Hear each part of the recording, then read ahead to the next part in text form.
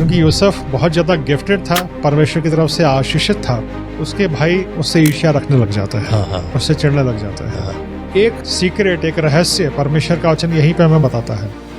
हर चीज़ आपकी बंधुआई में और मालिक के इशारे पर है। मालिक आपके बारे में सोचे या ना सोचे, आप कुछ नहीं कर सकते जी। और उस समय आपको कोई स्त्री ये भावनाएं आपको दे कि आप मेरे साथ सो। सारी विकट परिस्थितियों में भी जब उसने परमेश्वर को नहीं छोड़ा तो परमेश्वर ने उसको मिस्र का प्रधानमंत्री बनाया। और सिर्फ मिस्र का प्रधानमंत्री नहीं, पाप से भागने की एक और बहुत बड़ी आशीष उसको मिली थी। गलती बात यह है कि हमारे भारत में ना ये सब कुछ हुआ नहीं, इसीलिए चाय वाला प्रधानमंत्री बन गया, बनना कोई और चाहिए था।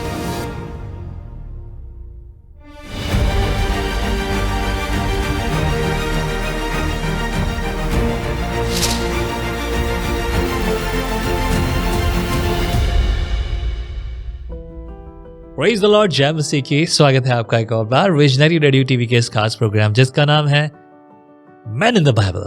खूबसूरत नाम है, प्रभु परमेश्वर ने ये मेरे मन में दिया और शुरुआत हुई थी एक बहुत खूबसूरत प्रोग्राम को मैंने देखा था। ये अरबी भाषा का एक प्रोग्राम था। जब मैंने देखा तो रिबेका के बारे में कहानी चल रही थी and I saw some of the womens, वो अरबी में बात कर रहे थे। They were talking from the Bible characters, Bible के बारे में, बाइबल कैरेक्टर्स के बारे में बात कर रही थी। And I was so excited about it.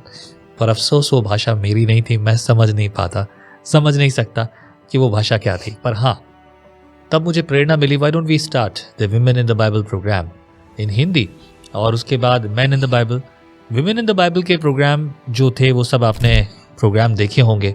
और अगर नहीं तो विजनरी चैनल को थोड़ा स्क्रॉल कीजिए और वहाँ पर आपको पूरी प्लेलिस्ट मिलेगी विमेन इन द बाइबल। तो अगर आप वाकई में ऐसे प्रोग्राम देखेंगे, ज़्यादातर लोगों की सोच क्या है, वो दुनिया के ऐसे प्रोग्राम देखते हैं जो वाकई में उतनी बड़ी आत्मिक मदद नहीं कर सकते। पर जिस प्रोग्राम की हम बात कर रहे हैं, ये आपको बाइबल के कैरेक्टर समझने के लिए मदद कर रहे हैं।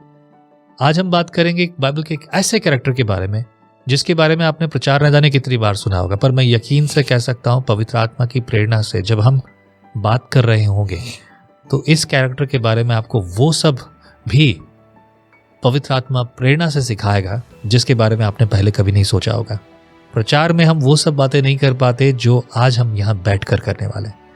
तो विषय है, सब्जेक्ट है, नाम है यूसुफ, और इस पर बात करने के लिए मेरे साथ हैं रेवरेंड भास्कर फेडरिक। आइए मुलाकात करते हैं, मिलकर एक साथ करते हैं।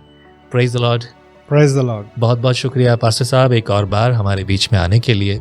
And we talking about a beautiful character in the Bible name Yusuf. मैं देखता हूँ यूसुफ हमेशा चुपचाप रहा, और इसीलिए मैं ये डायलॉग जो मैंने इस पर कई बार प्रचार किया, ये मेरे प्रचार का एक टाइटल है, कीप क्वाइट, सिट ए साइट। शांत हो जा और एक स्थान पे कोने में जाके बैठ जा। यूसुफ ने तो यही किया, दैट्स व्हाट आई सी। आप कैसे देखते हैं यूसुफ को? जी हाँ, सबसे पहले तो हम शुरुआत से देखते हैं कि यूसुफ एक बड़ा ही गिफ्टेड पर्सन था। परमेश्वर ने उसको स्वप्न और दर्शनों का गिफ्ट दिया था जी, और ये बचपन से ही, उसके टीनेज में ही ये गिफ्ट मैनिफेस्ट हो चुका था। जब अपने कई दर्शनों के बारे में वो अपने परिवार को बताता है, अपने पिता को, अपने भाइयों को बताता है। वहीं एक और चीज़ हमें सीखने को मिलती है कि क्योंकि यूसुफ बहुत ज़्यादा गिफ्टेड था, परमेश्वर की तरफ से आशीषित था, उसके भाई उससे ईर्ष्या रखने लग जाता है, उससे चिढ़ने लग जाता है। और ये बड़ा स्वप्न देखने वाला है, बड़े इसको विजन दिखाई देते हैं। एक सीक्रेट, एक रहस्य परमेश्वर का वचन यहीं पे हमें बताता है। अगर आप परमेश्वर की तरफ से आशीषित हो तो ये संसार आपसे बैर रखेगा। ये संसार के कुछ लोग आपसे बैर रखेंगे। क्योंकि इस चीज को मैं फील करता था इवन बचपन से।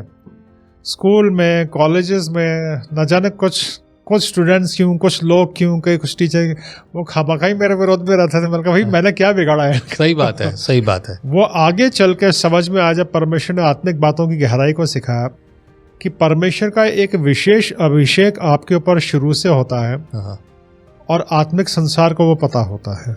तो आत्मिक संसार के लोगों को आपके विरोध में उभारता है। जी, यूसुफ के साथ भी ऐसा ही हुआ, और यूसुफ के साथ तो बड़ा दर्दनाक हुआ। उसके अपने भाई उसके विरोध में हो गया। उसके भाई विरोध में क्यों हुए? क्योंकि उसके भाई शारीरिक थे, ये भी हमें परमेश्वर के वचन से पता चलता है कि क्योंकि यूसुफ उनकी बातें पिता को बताया करता था तो भाई वहाँ पे जेलसी उससे रखते थे। फिर सबसे बड़ा यूसुफ के लाइफ में एक बड़ा टर्निंग पॉइंट आया जी। जैसे इब्राहिम और इसाक थे, है ना, जैसे हम देखते हैं परमेश्वर ने बड़ा ही ब्लेस किया याकूब के जीवन को। तो आज के समय में हम कह सकते हैं कि इब्राहिम की तरह वो एक बिलियनर का बेटा था, याकूब भी एक बिलियनर था। एक बिलियनर के बेटे की शुरुआत कितने अच्छे से हुई थी, बिल्कुल। लेकिन उसके बाद जब उसके भाइयों ने उसको पकड़ के कुएं में डाल दिया, गुलाम बना के बेच दिया, एक बिलियनर का बेटा गुलाम बन गया। एक बड़ा बदलाव उसके जीवन में आया और वहां से लेके जब तक वो मिस्र का प्रधानमंत्री नहीं बना, वो गुलामी में रहा, दूसरों की नौकरी करी, जेल पे गया, लेकिन परमेश्वर के ऊपर उसके विश्वास को हम देखते हैं। मतलब कि जो आशीष उसके पिता के पास थी, उसके पिता से बड़े भाइयों से होते हुए सबसे छोटे बेटे पर भी आई, मतलब उससे भी जो 11वें नंबर का बेटा जो था उस पर भी आशीष आई। और होना तो ये चाहिए था कि सबसे बड़ा बेटा अधिकारी बनता जी, लेकिन देखो यहाँ पर 11वें नंबर का बेटा बनता है अधिकारी, और वो भी किसी और की गद्दी का और किसी और के स्थान का। जो आशीष परमेश्वर ने उसके पिता से भी पिता से यानी उसके दादा से चलती आ रही आशीष वो इस तक भी पहुंची है, और परमेश्वर ने वो आशीष कहीं जाने नहीं दी। जी है ना, खूबसूरत बात। जी, मैं इसको थोड़ा ऐसे देखता हूँ, ये भाइयों वाला मैटर जो ना, कई बार क्या है, मुझे ऐसा लगता है यूसुफ का स्वभाव, ये अलग बात है कि भाई भाइयों के साथ अलग व्यवहार करते हैं, अरे तू छोटा है ना, अरे तू उसको छेड़ना, और वो हमेशा चिल्लाता पापा मम्मी करते रहते ना घर में भाई। लेकिन ये जो यूसुफ था, इसका स्वभाव शायद ऐसा था, ये जानबूझ के चिढ़ाने वाला नहीं था। He was happy for his brother. इसको अपने भाइयों पे घमंड भी था, उनके प्रति प्रेम था, आदर था, सम्मान था, और उनकी बात भी मानता था। लेकिन इसको पता नहीं था, ये इतना इनोसेंट था कि भाई मेरे साथ ऐसा कर सकते हैं। इसने सोचा नहीं होगा। दैट्स व्हाट आई फील कि जैसा मैं पढ़ता हूँ यूसुफ के कैरेक्टर को, और वो अपने भाइयों के पास आता है और बताता, भैया भैया देखो मेरे को डैडी ने देखो ये खूबसूरत सा कोट दिया है। एंड भाई लोग बोलते हैं यार तू हद हो गई यार, तू हर चीज पे कब्जा कर रहा है। तो दैट्स हाउ मैं थोड़ा सा वो देख रहा हूँ कि एक जॉली कैरेक्टर है and also a joyful character, जिसको अपने भाइयों पर भरोसा है कि मेरे भाई हैं, मेरे भाई, अरे मेरे भाई हैं मेरे साथ खड़े हुए। That's how I don't know how do you see that character? जी हाँ, एक इनोसेंट कैरेक्टर था। और इसीलिए वो अपने दर्शनों की भी सारे बातें अपने माता पिता को बताया था। हालांकि यूसुफ के चरित्र से हमें ये भी सीखने को मिलता है, कई बातें हमें अपने तक गुप्त रख ली चाहिए। सही बात। सब कुछ आप सब लोगों के सामने खोल दोगे तो अननेसेसरी सांसारिक लोग आपके विरोध में आ जाएंगे। बाइबल कहती है कि आत्मिक बातें आत्मिक लोग समझते हैं। As you said, the brothers, उसके जो भाई थे वो आत्मिक नहीं थे। That's what, उनके लिए ये बात बड़ी अजीब थी। बोले तू बड़ा बन रहा है हमसे ज्यादा, कुछ ऐसा ही। और मेरे ख्याल से पिता को फर्क नहीं पड़ता, बेटा है जो ये सोचता है, बच्चे की बात पे माँ बाप ज्यादा नहीं सोचते। लेकिन भाई तो बोले यार तू तो क्या करना चाहता है, बाप को जो है किसी और मोड में लेके जाना चाहता है, बोले मुझे बना दो, पहलौठे का अधिकार दे दो। कुछ ऐसा लग रहा है मेरे को, भाइयों को लग रहा होगा। और यहाँ पे हमें एक संदेश ये भी मिलता है जी, वो सारे गिफ्ट जो यूसुफ को मिले उसके बड़े भाइयों को क्यों नहीं मिले? एक सोचने का विषय है। बिल्कुल है, एक गहन आत्मिक अध्ययन और चिंतन और मनन का विषय है ना, क्योंकि परमेश्वर, पवित्र बाइबल में ये तो साफ लिखा है परमेश्वर पक्षपात नहीं करता। बिल्कुल।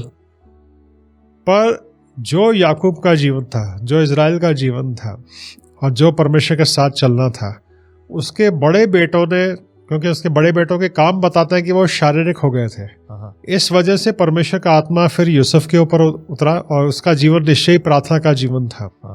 और प्रार्थना के जीवन की वजह से ही उसके जीवन में जो बदलाव आए, उतार चढ़ाव आए, उसको बड़ी सरलता से वो सह गया, बिना विरोध किए या बिना परेशान। ये ठीक वही बात नहीं लग रही है कि जो उसके दादा का था। जी, दादा ने अपने परदादा के पद चिन्हों पे चला। जी हाँ। और ये अपने दादा के पद चिन्हों पे, अपने पिता के पद चिन्हों पे चला। बिल्कुल। I think as you said, जैसे कहा कि बाकी शारीरिक हो गए थे, वो अपने शरीर की अभिलाषाओं पे जी रहे थे, पर ये पिता के पीछे चल रहा था। That may be the reason. बिल्कुल। हाँ। और जीवन के सबसे ज्यादा आशीषित बात उसके जीवन की लगती है कि जब उसके जीवन में बदलाव होते हैं, जी, तब भी वो परमेश्वर को पकड़े रखता है, परमेश्वर के साथ साथ चलता है। क्या बात है। बिलियनियर का बेटा गुलाम बन गया पर उसका विश्वास परमेश्वर में बना रहा, नेचर भी बदला नहीं। फिर पोतीपर का नौकर बन गया तो भी परमेश्वर के से वो लिपटा रहा, ईमानदार भी रहा। फिर वहां एक बड़ा इल्जाम उसके ऊपर लगता है, झूठा इल्जाम उसके ऊपर लगता है। यूसुफ के चरित्र की एक और बड़ी खास बात हमारे को पता चलती है। जब पोतीपर की पत्नी उसका व्यभिचार के लिए आमंत्रित करती है, वो व्यभिचार से भागता है। जवानों के लिए एक बहुत बड़ा एग्जाम्पल है, हमें टेम्पटेशन से, पाप से भागना है। और वहां पे पोतीपर की पत्नी ने इल्जाम लगाया। हम सोच सकते हैं उस समय कितनी बदनामी यूसुफ की हुई होगी। उसको जेल में डाल दिया गया, बंदीगृह में डाल दिया गया, काफी लंबे समय तक वहां पे रहा।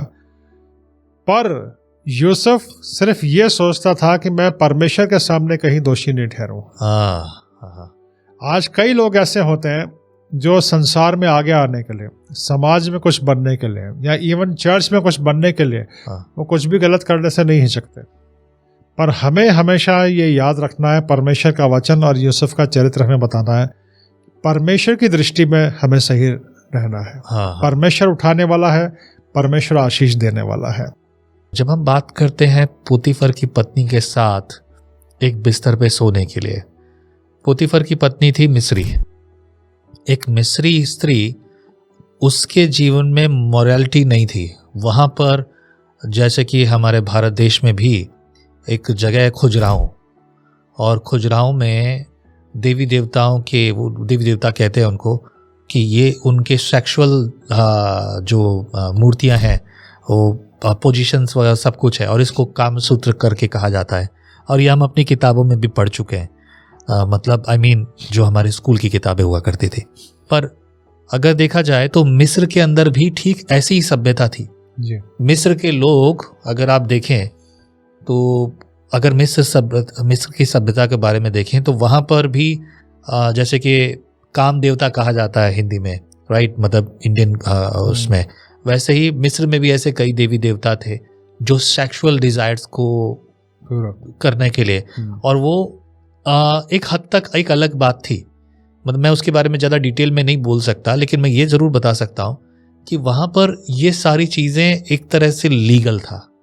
जैसे कि हम देखते हैं कि एक मालिक के पास जब दास और दासी होते थे, अब्राहम के पास दासी थी, तो दासी के साथ ये जो कल्चर आया, ये कल्चर यहोवा परमेश्वर ने तो दिया नहीं था जी, लेकिन ये कल्चर कहाँ से आया कि तुम जो है, तुम्हारे जो दास हैं, दासियां हैं, वो तुम्हारी तरह पूरी तरह से अधिकारी हैं, तुम उनके अधिकारी हो, तुम उनके साथ चाहे जो करो उनके लिए। और मेरे ख्याल से यही कल्चर और यही सब बातें जो पोतीफर की पत्नी के पास था, और वो ये सब चाहती थी। उसकी नज़र में गलत नहीं था, पर इसकी नज़र में गलत था क्योंकि ये परमेश्वर यहोवा से सीखा हुआ था जी। और ये बातें जब खड़ी होती हैं तब जाके उस चीज़ से निकलना कितना मुश्किल है जी। एक बात आपके चारों ओर आपकी निराशा से घिरे हुए हो, आपके पास अपना अधिकार नहीं, आपके मन के कपड़े पहन नहीं सकते, अपने मन का खा नहीं सकते, अपने मन के जा नहीं सकते, जब चाहो छुट्टी ले नहीं सकते, अपनी मर्जी से सो नहीं सकते, अपनी मर्जी से जाग नहीं सकते। हर चीज़ आपकी बंधुआई में और मालिक के इशारे पर है। मालिक आपके बारे में सोचे या ना सोचे, आप कुछ नहीं कर सकते जी। और उस समय आपको कोई स्त्री ये भावनाएं आपको दे कि आप मेरे साथ सो, क्योंकि वहाँ ज़्यादा चीज़ें होती नहीं थी लोगों के लिए अपने शरीर को एंटरटेन करने के लिए। अगर कोई ऐसा मौका मिले और वो भी इतना बड़ा अधिकारी, उसकी पत्नी, तो उसको कितना और अधिकार मिलता। तब ऐसी सिचुएशन में उसने अपने आप को बचाया है। यही बात उसके आत्मिक जीवन को हमें बताती है, और ये तभी संभव है जब एक जीवन बहुत परमेश्वर की नज़दीकी में हो। आज भी हमारे आसपास ऐसे लोग हैं, चर्चेस में भी, क्योंकि चर्च में भी लोग ही हैं, यहाँ तक कि कई प्रभु के सेवक वो भी व्यभिचार में गिरे हुए हैं। वो क्यों गिरे में क्या उनका जीवन प्रार्थना करेंगे? पाप में आप बाद में गिरते हैं, पहले अपनी प्राइवेट लाइफ में गिरते हैं। जब आपकी प्राइवेट स्पिरिचुअल लाइफ परमेश्वर के सामने कमज़ोर हो जाती है, उसका बाहरी प्रकटीकरण बाद में आता है। अगर आप अपने व्यक्तिगत निजी जीवन में लगातार परमेश्वर के साथ चल रहे हैं तो दुनिया की कोई ताकत आपको गिरा नहीं सकती। लेकिन अगर आपने परमेश्वर की उपस्थिति में बैठना छोड़ दिया है, प्रार्थना करने का छोड़ दिया है, और अपने व्यक्तिगत जीवन में आप परमेश्वर से दूर जा रहे हैं, और लगातार दूर जा रहे हैं। ऐसा नहीं कि एक दो दिन मिस हो गया तो परमेश्वर नाराज हो जाएगा, नहीं, ऐसा नहीं। लेकिन अगर आप विलफुली सही बात, लगातार परमेश्वर से दूर भाग रहे हैं तो फिर उसका परिणाम जो है वो बाद में सामने आता है। कई बातें सामने आ रही हैं। अभी आपने कहा कि वो, जैसे मैंने पूछा कि वो ऐसी परिस्थिति में था ही नहीं जहां वो बैठकर दुआ प्रार्थना करे, और वो अपनी रोज की जिंदगी में चलते बैठते उठते जागते आते जाते खाते पीते दुआ में रहता, परमेश्वर की धुन में रहता। इसीलिए वो भला चंगा और उसके कामों में भलाई थी। यहाँ तो आज के दिन तक तो लोग यही पूछते रहते हैं, मैं कब प्रार्थना करूँ, कैसे करूँ, कौन से दिन करूँ, शुक्रवार को करूँ कि रविवार को करूँ, सुबह करूँ कि रात को करूँ। अभी तक लोग उलझे रहते हैं। लेकिन वो लड़का जिसको ठीक से शिक्षा ही नहीं मिली, और ये बात कितनी अच्छी है कि बच्चे को सही समय से अगर उसके परमेश्वर के साथ संगति रखना सिखाया गया तो प्रतिफल इतना बड़ा आता है कि वो मिस्र का प्रधानमंत्री बन जाए। जी हाँ। गलती बात यह है कि हमारे भारत में ना ये सब कुछ हुआ नहीं, इसीलिए चाय वाला प्रधानमंत्री बन गया। जी हाँ। बनना कोई और चाहिए था। तो आप बिल्कुल ठीक कह रहे हैं। इस चीज को मैं भी कहता हूँ, हमारे अपने लोगों ने अपने कमजोर आत्मिक जीवन की वजह से राजपाट खोया है। हाँ, अपने जुबान की वजह से राजपाट खोया है, वरना परमेश्वर का वचन तो साफ साफ बताता है, परमेश्वर ने हमें बड़े बड़े अधिकार दिए हैं। और यूसुफ का जीवन एक बहुत बड़ा एग्जाम्पल है, एक बहुत बड़ा एग्जाम्पल है कि सारी विकट परिस्थितियों में भी जब उसने परमेश्वर को नहीं छोड़ा तो परमेश्वर ने उसको मिस्र का प्रधानमंत्री बनाया। और सिर्फ मिस्र का प्रधानमंत्री नहीं, पाप से भागने की एक और बहुत बड़ी आशीष उसको मिली थी जी। एक बहुत अच्छा परिवार। उसका पारिवारिक और विवाहित जीवन बड़ा सुखी होता है। उस समय के एक बड़े याजक की बेटी, क्योंकि हमने इतिहास डिटेल में पढ़ा है जी, तो उस समय मिस्र की जो एक ब्यूटी क्वीन थी उससे यूसुफ का विवाह होता है। एक बड़ी सुंदर स्त्री से उसका विवाह होता है। और विवाह के बाद जब उसके बच्चे पैदा होते हैं तो अपने उन बच्चों को देख के यूसुफ कहता है कि परमेश्वर ने मुझे मेरा सारा दुख और दर्द भुला दिया है। क्या बात है। तो जवानों के लिए एक बहुत बड़ा मैसेज है कि आप अपने अनमैरिड लाइफ में अगर व्यभिचार से बचे रहेंगे तो उसका रिवॉर्ड परमेश्वर आपको देखा है, एक बहुत अच्छा और सुखी पारिवारिक जीवन। क्या बात है। यूसुफ की ज़िंदगी से मैं कहूँगा, अगर आप अपने बच्चों को अच्छी शिक्षा देंगे तो आपके बच्चे वाकई में बहुत कुछ बनेंगे। जब यूसुफ जेल से निकलकर प्रधानमंत्री बन सकता है ईमानदारी में रहकर, क्योंकि हमारे देश की तो हालत ऐसी है, एक चाय वाला धार्मिक चाय पिला पिला के लोगों को लूट रहा है, बर्बाद कर रहा है। भारत को जो है बर्बाद कर दिया, वो अलग बात है। प्रभु भारत के लिए अपनी योजना बना के रखा है, वैसे बर्बाद होने नहीं देगा। हम दुआ करने वाले आज भी हैं और इसीलिए रखा है परमेश्वर ने कि इस भारत के लिए दुआ करेंगे। पर दुआ करने की बात ये भी है, प्रार्थना करने की बात ये भी है कि हमारे लोग पवित्र बाइबल पढ़ना शुरू कर दें। जी, अगर शुरू करेंगे तो जिंदगी आसान हो जाएगी। This is what I see. What do you think? बिल्कुल सही है, बिल्कुल सही है।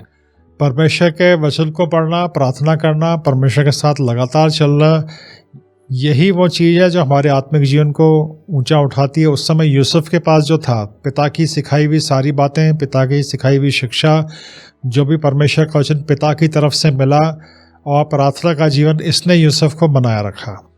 अभी हम बात कर रहे थे पाप से बचने, लगातार परमेश्वर के साथ जब वो बना रहा, परमेश्वर ने उसको ऊंचा उठाया। दो बड़े रिवॉर्ड उसको मिले जी। मिस्र का प्रधानमंत्री मिला, साथ ही एक बड़ा सुखी अच्छा पारिवारिक जीवन उसको मिला। दो चीजों से परमेश्वर ने उसको रिवॉर्ड किया। नहीं, पर तीसरा एक और रिवॉर्ड है जी। वो यूसुफ को नहीं मिला पर आपको और मुझे मिला है जी। उसकी जिंदगी देख के हमारी जिंदगी बच गई। जी हाँ, परमेश्वर का हम धन्यवाद करते हैं इसके। हाँ।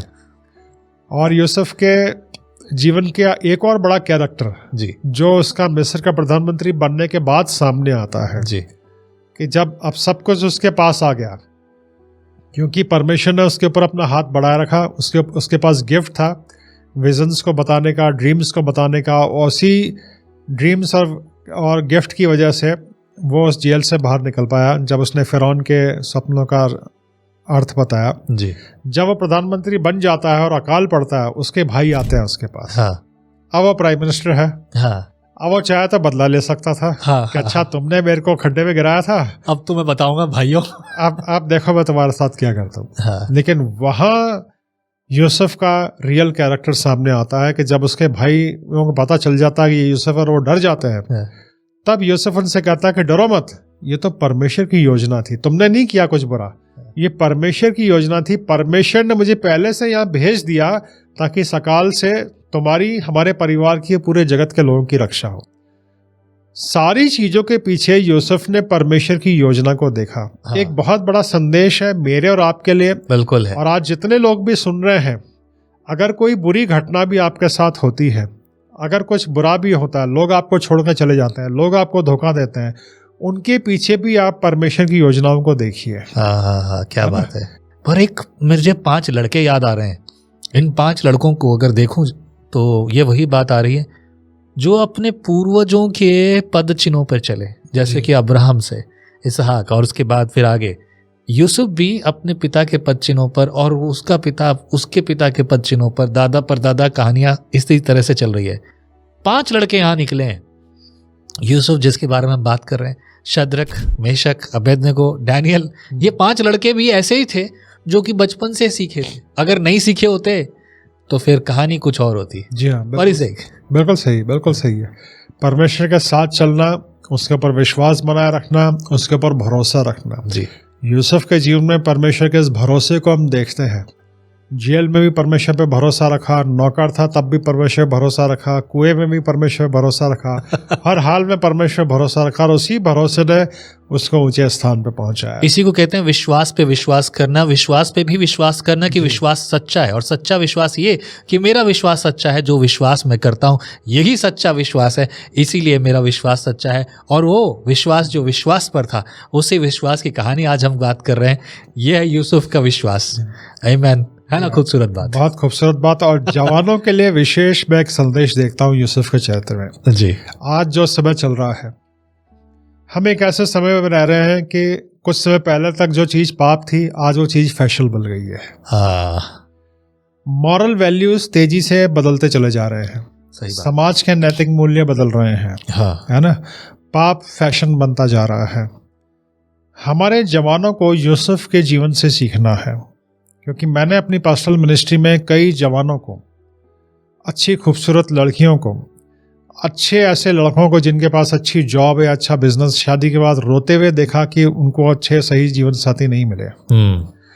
यूसुफ का जीवन एक एग्जाम्पल है। जी, अगर आप परमेश्वर के साथ चलेंगे, आप पाप से अपने आप को बचाएंगे। हमारे अंदर इतनी कुव्वत नहीं, लेकिन अगर आप परमेश्वर से के साथ चलेंगे, परमेश्वर से प्रार्थना करेंगे, आजमाइश से भागेंगे और पाप से अपने आप को बचाएंगे, उसका रिवॉर्ड परमेश्वर आपको देगा, एक बहुत अच्छा और सुखी पारिवारिक जीवन। जितने माता पिता और चर्च, पॉसिबली चर्च का काम अपनी जगह चर्च करता है, लेकिन कई बार माता पिता ही टांग खींचते रहते हैं। मैंने ऐसे लोगों को देखा है कि नहीं पाजी साहब, यहाँ हमारी लड़की पढ़ने आई है, वो चर्च नहीं आ पाएगी, तो टाइम नहीं है उसको चर्च में आने का। और फिर मैंने उनको कहा, भाई तो फिर आप मुझसे कुछ और उम्मीद मत रखिए, मेरे पास टाइम नहीं, मैं आपकी बेटी के लिए कुछ नहीं कर सकता। नहीं, कभी कभी आप देख लेना, मैंने आई डोंट हैव टाइम, मेरे पास ऐसे बहुत से लोग हैं जिनके ऊपर मुझे ध्यान देना है। जितने माँ बाप और जितने बच्चे और जितने चर्च अगर यूसुफ की ज़िंदगी को, ख़ासतौर से ये ख़ास बात, और मैं यकीन करता हूँ कि मैं चर्च में खुलकर बात करता हूँ सेक्सुअल इश्यूज़ पे, ख़ासतौर से जो कंस्ट्रक्टिव फैमिली के बारे में, मैं उल्टी सीधी बात ज़्यादा नहीं करता और वो करने के लिए मैं हूँ नहीं, पर इन बातों को मैं चर्च में सबके सामने करता हूँ ताकि वो ये बात जान लें, छोटे बच्चे हों, मतलब एक समझदार उम्र के बच्चे, ताकि वो ये जान ले कि ये सब हमारी ज़िंदगी को किस ओर लेके जाएगा। आपने बात की थी अब्राहम के बारे में। अब्राहम जब अपने बेटे का बलिदान देने के लिए गया पहाड़ी पर, अगर वो नीचे रह जाता तो क्या कुछ खो देता। जी, वो ऊपर पहुंचा, उसने आज्ञा मानी, तो क्या कुछ ना मिला। जी हाँ, वो आशीषित हुआ। जी, आप और मैं भी आशीषित हो रहे हैं। जी हाँ, जी हाँ, हो रहे हैं ना? जी हाँ। अगर यूसुफ ने राजस्थानी भाषा में बोलते हैं लंगोट का पक्का होना, अगर यूसुफ अपनी लंगोट का पक्का नहीं होता तो आज सबकी लंगोट खुली होती और बहुत बुरी बात होती। पर जितने लोगों ने ये नहीं सीखा, आज उनकी लंगोट खुली हुई है और बहुत ही गंदा बुरा व्यवहार है। अभी रिसेंटली आपने खबर देखी हो तो बेटे के मरने के बाद तुरंत जो है ससुर ने कहा कि मैं बहू से शादी कर लूँगा, मैं भी अकेला हूँ और बहू भी अकेली, अब ना इसका हस्बैंड रहा ना मेरी बीवी रही, तो हम दोनों शादी कर लेंगे। और यह खबर अखबार में छपी है। सवाल ये है, लोगों को ये भला लगता होगा, अच्छा लगता होगा, अच्छा लगता होगा कि ठीक है यार, कोई बात नहीं, अब इन दोनों का, बहू को भी कोई मिल गया और ससुर को भी कोई मिल गया, है ना, उसको भी कोई मिल गया, कि ठीक है, अच्छा लग रहा है। ये दुनिया की सोच है, पर परमेश्वर के वचन के अनुसार जी ये निरी बात है, पाप है जी। अब, क्योंकि परमेश्वर ने ऐसी व्यवस्थाएं नहीं रखी हैं। और अगर आपको ये व्यवस्था समझ में नहीं आ रही, इसका मतलब नहीं कि व्यवस्था गलत है। जी हाँ जी हाँ और सीधे तौर पर जो चीज़ें भली दिखती हैं, ज़रूरी नहीं कि वो भली हो। जी, उन्हें भले होने के लिए परखा जाना ज़रूरी है। बिल्कुल। What do you think? बिल्कुल, जी हाँ, बिल्कुल सही है। परमेश्वर का वचन जो हमें आज्ञा देता है, हमें समझ में आए चाहे ना आए, हमें उसका पालन करना है। जी जैसे इब्राहिम को उस वक्त समझ में नहीं आया हो, हाँ पर हमें उसका पालन करना। व्यवस्था की कई ऐसी चीजें हैं, हाँ पुराने नियम की व्यवस्था की कई बार लोग कहते हैं कि ये आज्ञा क्यों दी, ये आज्ञा क्यों दी, समझ में नहीं आता। हाँ। क्योंकि परमेश्वर, उसकी साइंस परफेक्ट है। हम आज साइंटिस्ट लोग बता रहे हैं, जैसे परमेश्वर ने कहा था 6 साल खेती करना, 1 साल फिर जमीन को ऐसे ही छोड़ देना, कितना मुश्किल है।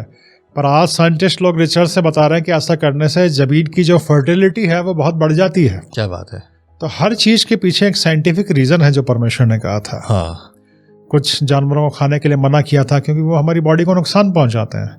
तो जिसको परमेश्वर ने ना बोला है तो फिर वो ना है, हम उसको हाँ नहीं कह सकते हैं। क्या बात है। ये ऐसे मुद्दे हैं जिन पर बात की जानी जरूरी, जी, और चर्च में हम इनका प्रचार नहीं कर पाते। And that is what the reason we talk on this visionary radio and TV platform. And we request you to keep your eye on this kind of things and these kind of subjects every day in your life. Yeah. If you keep your eye on it, you will bless abundantly. God is there to bless you. प्रभु वहाँ है आपको आशीष करने के लिए, समझ देने के लिए, बुद्धि देने के लिए। वो अपनी महिमा आपके जीवन में करना चाहता है। आमीन। यदि आपके जीवन में परमेश्वर की महिमा हुई है, आप प्रेरित हुए हैं, यदि प्रभु ने आपके मन में डाला है, तो नीचे लिखे नंबर पर आप हमें अपनी ऑफरिंग भेज सकते हैं, ताकि हम इस तरह के प्रोग्राम्स और बहुतायत से कर सकें।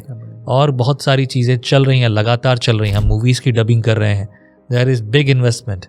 अब लोग कभी कभी सेवकाई के लिए तो कुछ भी ऑफरिंग थोड़ी बहुत आ जाती है, मूवी डबिंग के लिए मेरे पास कभी ऑफरिंग नहीं आई।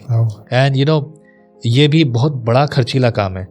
बाय ग्रेस हम तो उतना खर्च नहीं कर रहे जितना खर्च दूसरे लोग करते हैं, पर आपको प्रभु ने प्रेरणा दी है तो ज़रूर अपनी ऑफरिंग भेजिए। सवाल आपके मन में है, कोई चिंता का विषय है, कोई प्रार्थना का विषय है, तो नीचे लिखे नंबर पर फ़ोन मत कीजिए, सिर्फ व्हाट्सएप पर मैसेज कीजिए। आपको नहीं आता, किसी और से पूछिए, वो आपकी मदद करे, पर प्लीज़ फ़ोन ना करें। ये व्यक्तिगत मेरा नंबर है। यदि आप रेवरेंड भास्कर से बात करना चाहते हैं, just drop me a message on that, I will share his number with you. Okay, be blessed. प्रभु आपको आशीषित करे। आमीन। प्रभु की योजना आपके लिए पूरी हो। आमीन। यूसुफ की तरह बनिए आमीन। और आशीषित होते जाइए। आमीन। आमीन। Be blessed. Praise the Lord. Jai Masihi. जय मसीह।